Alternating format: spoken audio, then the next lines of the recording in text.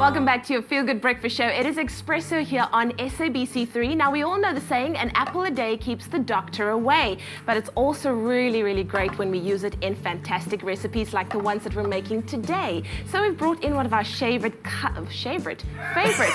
colorful chefs, Chef Tarte, to make us a delicious apple recipe called Tarte Tatin. Tarte Tatin, How absolutely. are you? I'm fabulous as always and all that. So nice sort of connotations and things you're starting to talk today. Very interesting in the studio today, I might say. We're being so cheesy Oh, today. yeah, absolutely, being very cheesy. Anyway, we've got a classical French dessert. It's just one of those simple items. It's literally sugar and apples with a bit of pastry. Ooh, I love it. My favorite things, sugar, apples, pastry. Oh, Boom, done. What more do you want? Absolutely. Anyway, so Tarte Tatin. It's from the Tarte Tatin sisters. They're sort of two French sort of ladies that were cooking in the kitchen. Okay. And what happened is actually fell out the oven onto the floor. Okay. And in essence, actually, it's called an upside down apple tart. So that's another sort of way that you can look at it. What a great way to capitalize on a really bad situation. Absolutely. Huh? And how's it? It's gone viral worldwide. Anyway, so in terms of ingredients, we're going to make a caramel to start with. So we're going to take a little bit of caster sugar. So sprinkle some caster sugar into a pan that you're starting to heat up here, and then just enough water just to sort of turn it into a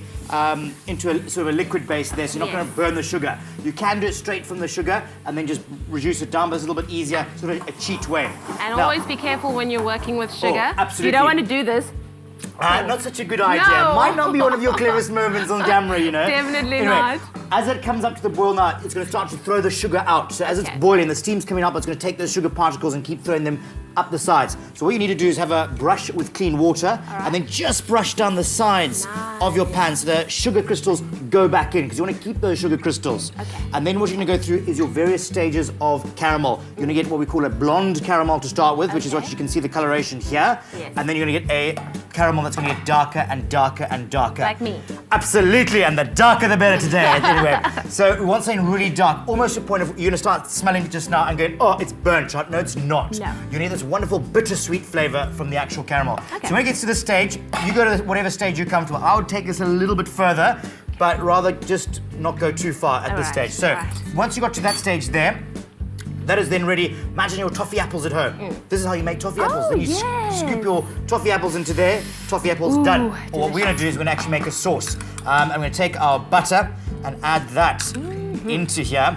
Lovely. And just allow that to start to melt down. Now that's going to stop the caramel from actually setting. Okay. Remember we have that toffee apple, it's really all crispy on top. Now the butter's going to stop that there.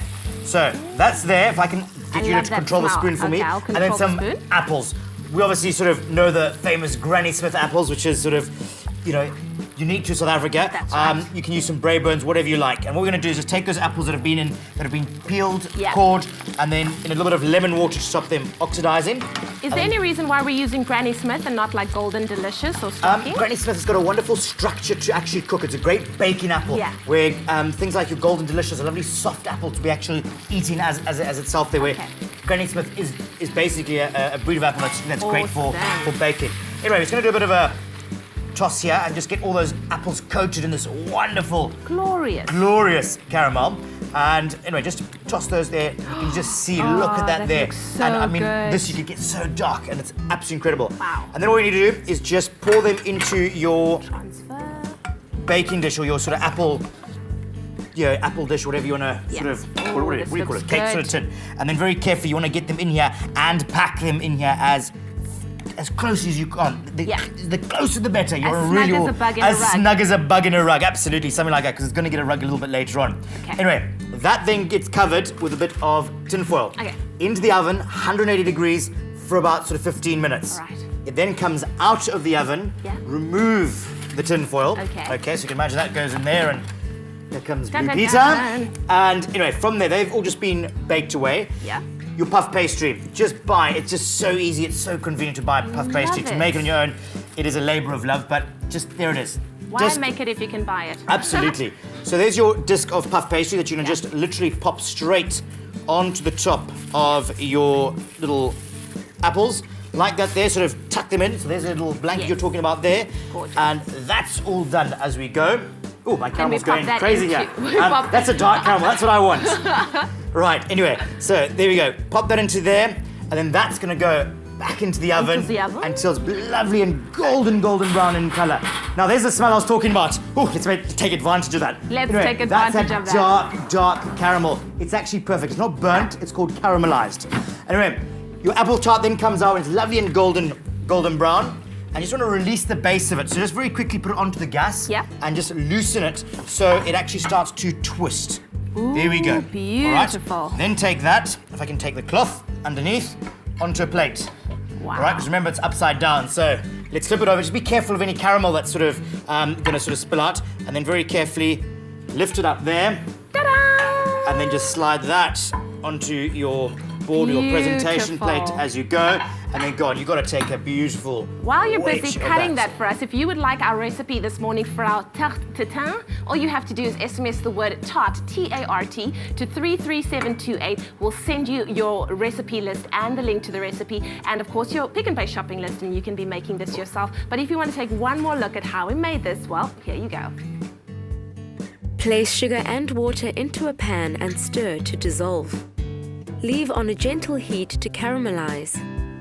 Add butter and apples, then toss and transfer into an oven dish. Cover with foil, then cook in the oven until apples are soft. Remove foil, top with puff pastry, then bake until golden brown. Ooh, yummy, yummy, yummy. That keyword once again is tart. SMS it to 33728. And of course, we will send you your pick and pay shopping list and the link to the recipe. And I am going to have a taste before I say ta-ta to Chef Chart. And of course, I'm going to tell you what this tastes like because I know you're looking at me from afar there. Vanilla ice cream on there, saying really simple. And that warmth, that cold, that caramelization, the apples, the fruitiness, the sharpness, the coldness, the everythingness that goes in it, and that's da. It's amazing. Over to you, Ewan. By partnering with the WWF, we found goodness in sustainable fishing practices. Pick and Pay, always there for you.